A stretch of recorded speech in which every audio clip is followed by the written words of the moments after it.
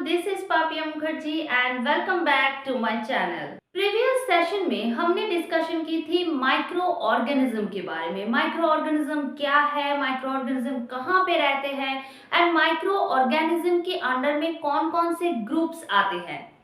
And micro organism friends and foe, ये जो हमारा चैप्टर है, इस चैप्टर में हमें कौन कौन से टॉपिक कवर करने हैं इसके बारे में भी हमने डिस्कशन की थी। आज के इस सेशन में हम डिस्कशन करने वाले हैं एक माइक्रो ऑर्गेनिज्म के बारे में, दैट इज बैक्टीरिया। तो चलिए आज का सेशन शुरू करते हैं। बैक्टीरिया एक माइक्रो ऑर्गेनिज्म है।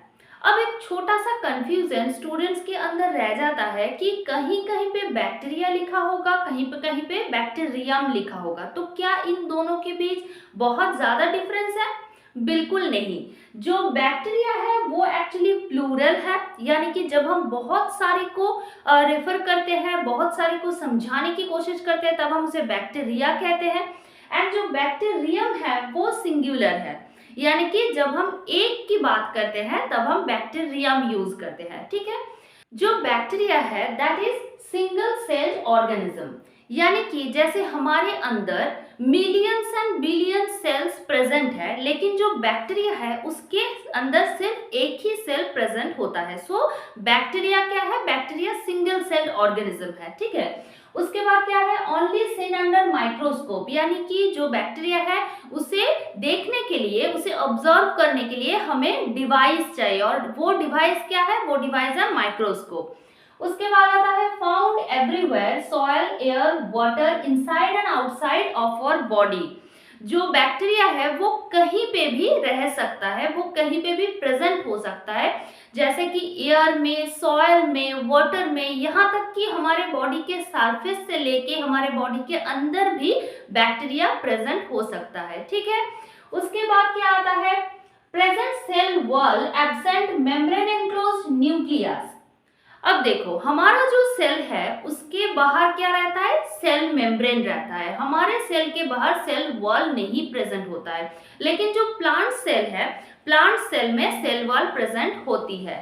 ठीक वैसे ही जो बैक्टीरिया है, बैक्टीरिया के सेल के बाहर सेल वॉल प्रेजेंट होते हैं, लेकिन बैक्टीरिया के जो न्यूक्लिक मटेरियल है वो किसी तरीके का मेम्ब्रेन द्वारा प्रोटेक्टेड नहीं रहता है। ओके।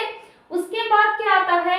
अकॉर्डिंग टू शेप, यानी कि बैक्टीरिया के शेप के अकॉर्डिंग, कौन से बैक्टीरिया किस शेप के है उसके ऊपर डिपेंड करके हमने बैक्टीरिया को 4 टाइप्स में डिवाइड कर लिए हैं।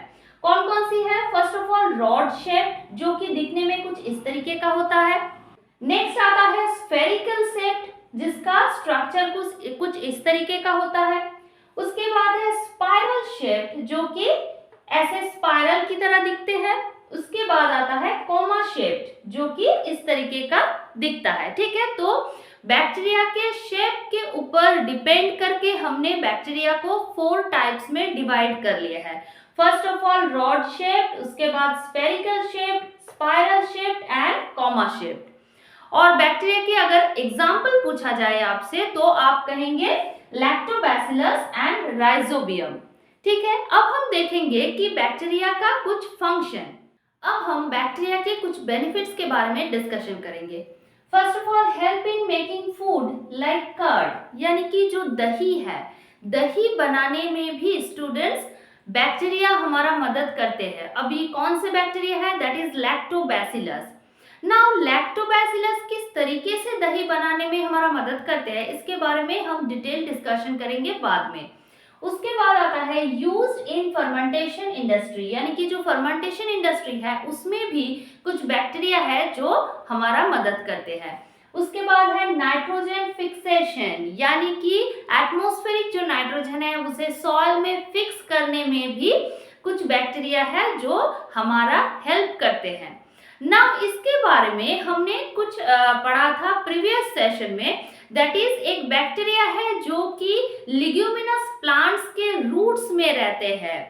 अब स्टूडेंट्स आप लोगों को मुझे उस बैक्टीरिया का नाम बताना पड़ेगा कमेंट सेक्शन में कि वो बैक्टीरिया कौन से है जो लिग्यूमिनस प्लांट्स के रूट्स में रहते हैं एंड एटमॉस्फेरिक जो नाइट्रोजन है उसे सॉइल में फिक्स करते हैं। ये आप लोगों के लिए एक छोटा सा टास्क है।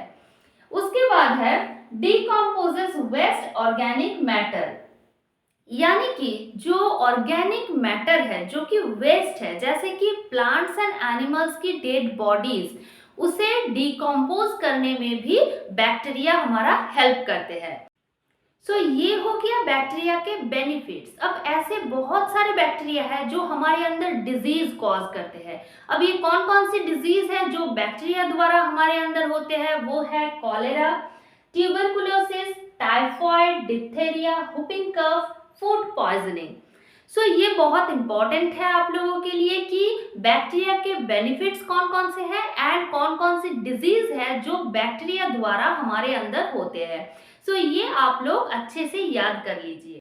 आज के इस सेशन में हमने डिस्कशन की है माइक्रो ऑर्गेनिज्म की एक ग्रुप के बारे में, that is bacteria. I hope आप लोगों को अच्छे से समझ में आ गया है। अगर आप लोगों को अच्छे से समझ में आ गया है तो प्लीज मुझे कमेंट सेक्शन में जरूर बताइए एंड इस वीडियो को आपके दोस्तों के साथ शेयर कीजिए।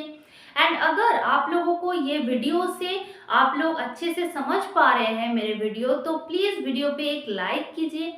और अगर आप चैनल पे नया है तो चैनल को सब्सक्राइब करके बेल आइकन को प्रेस कीजिए ताकि मैं जब भी नया वीडियो अपलोड करूं आपको उसका नोटिफिकेशन मिल जाए। तो चलिए आज के वीडियो यहीं पे एंड करते हैं एंड मिलते हैं नेक्स्ट सेशन में। तब तक के लिए बाय बाय।